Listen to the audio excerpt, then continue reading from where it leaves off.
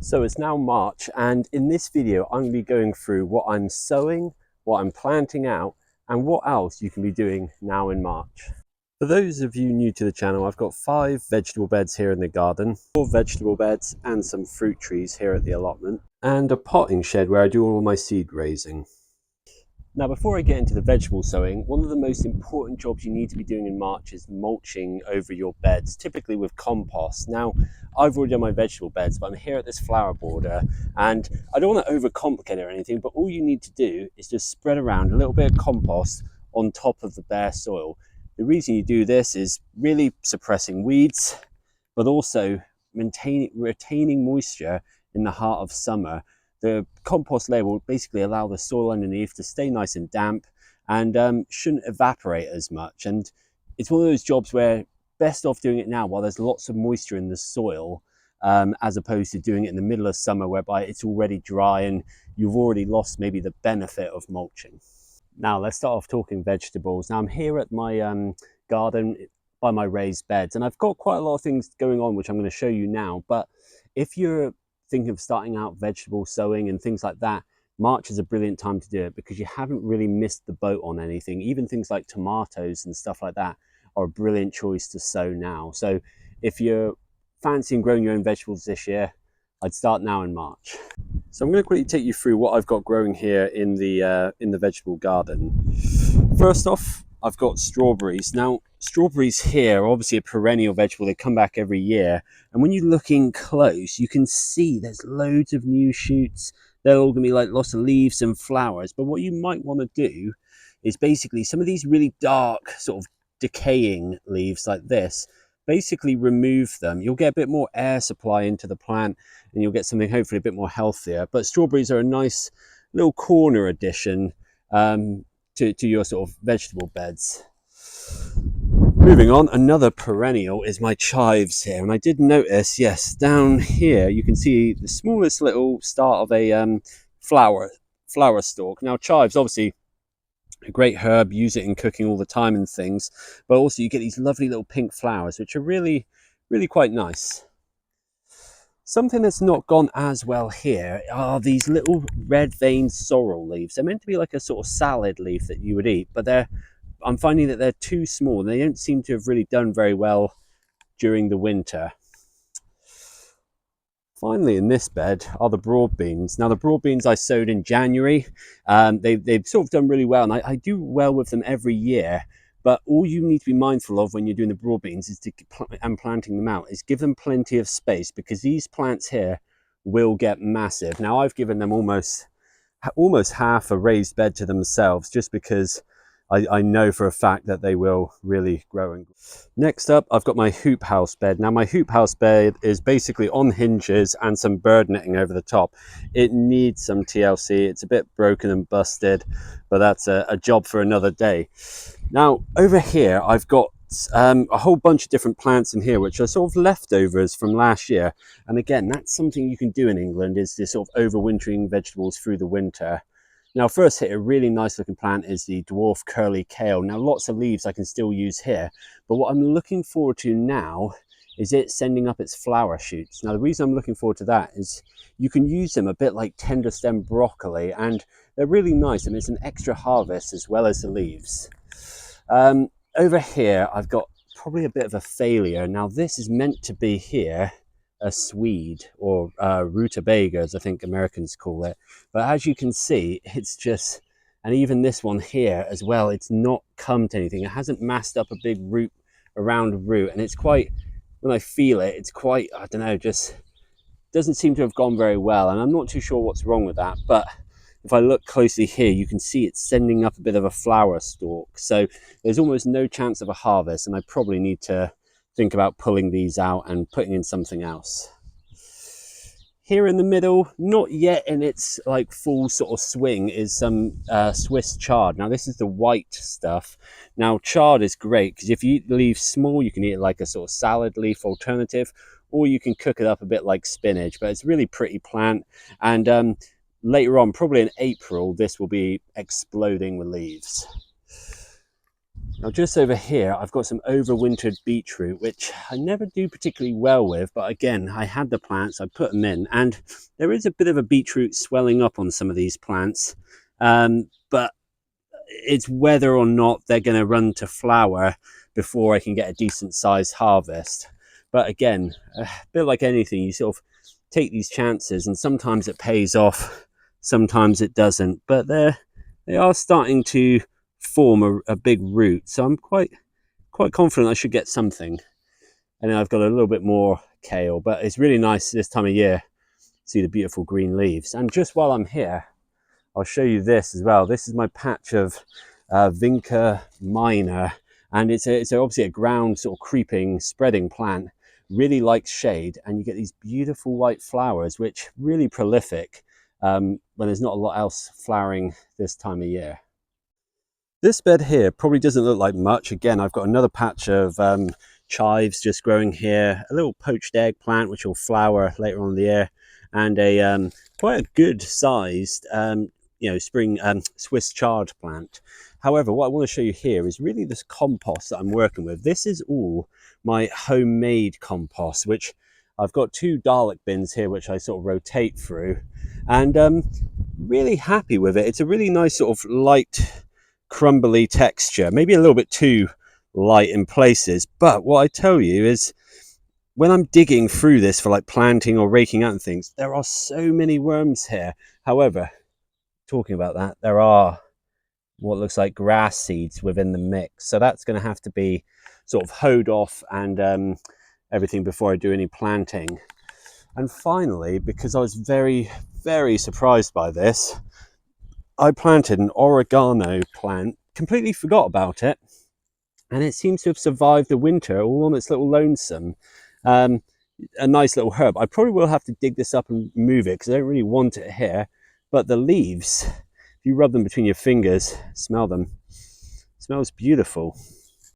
Now finally, on my last raised bed at the garden, I've got a little pot here which is growing some mint, which, you know, any gardener will tell you always grow in the pot. I'm actually checking under here for any roots that might be poking out, but it looks pretty good. But mint's really nice, smells great. It's a nice bushy sort of strong virulent plant, and also it flowers really nicely as well.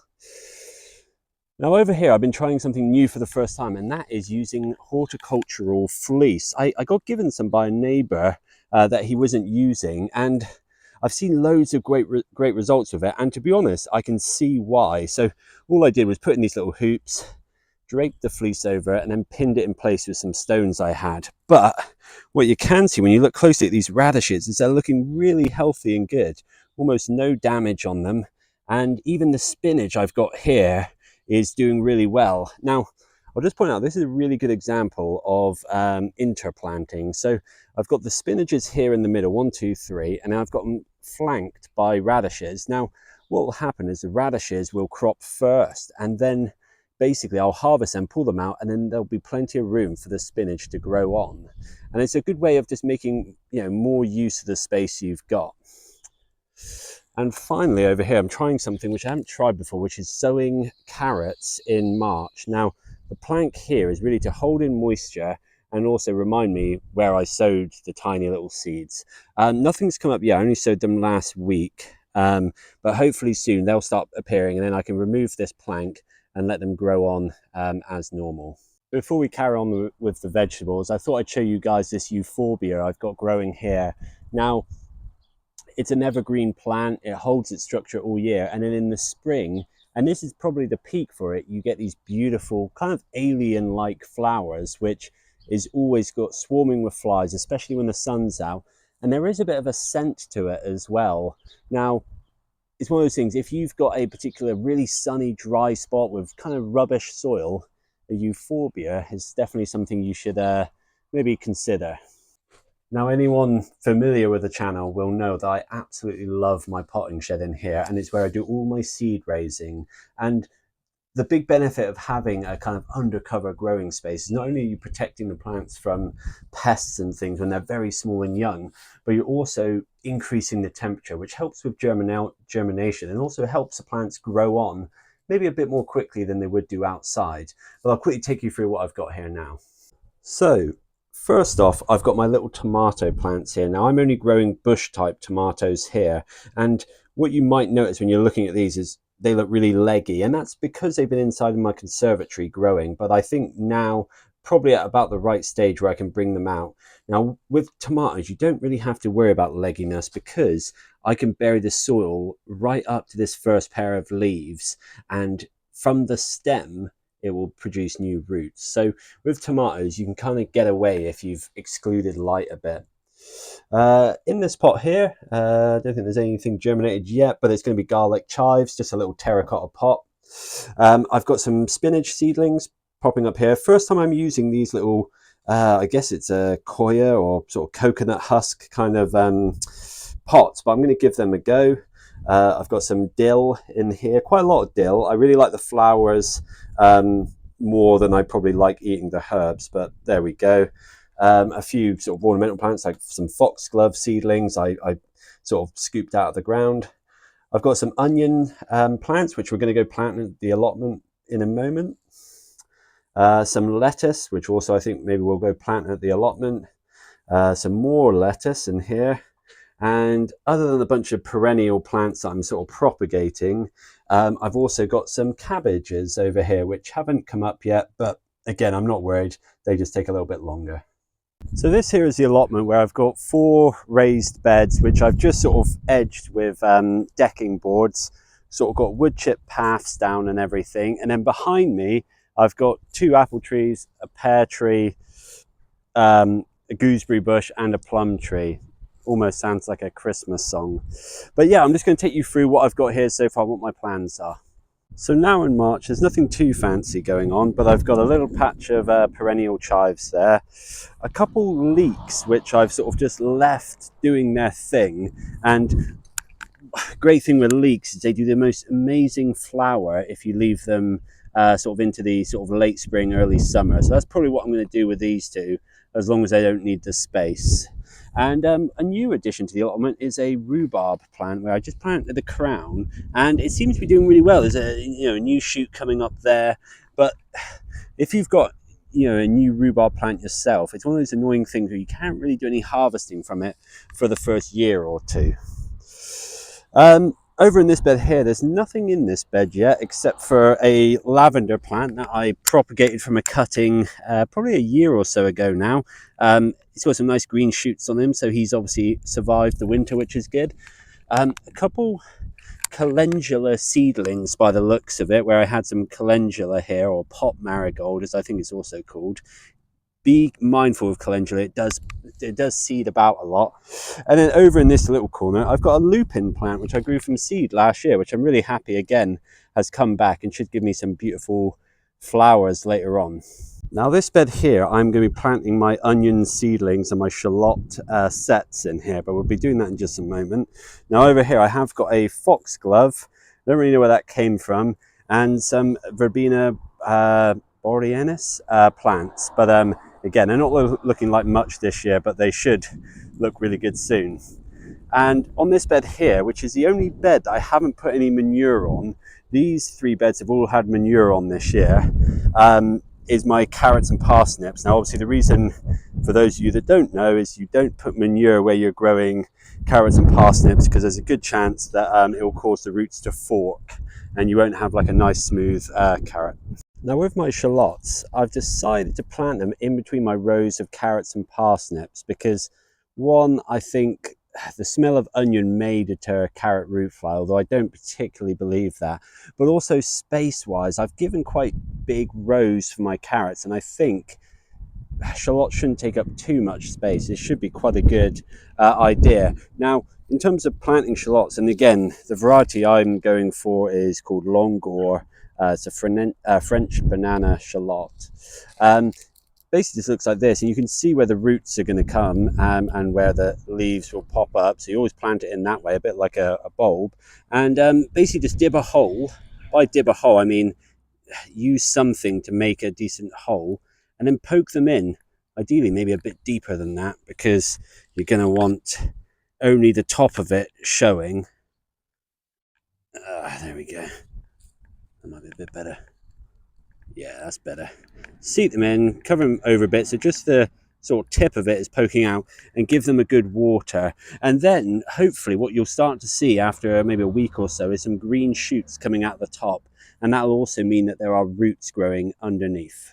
Now I've whacked my onions in the ground here, and there's not much to it really with onions. You just basically whack them in, dig a hole, pop them in, press them down, and that should be enough.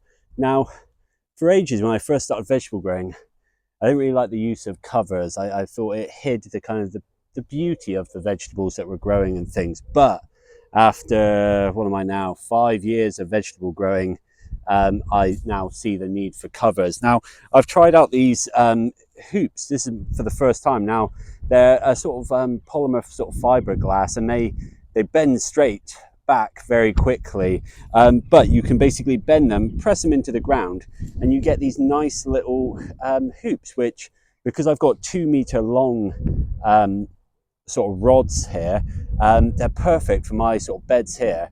Now, all I've got left to do now is to get the fleece on, which is a bit more difficult to do by yourself, and I'm not going to film it.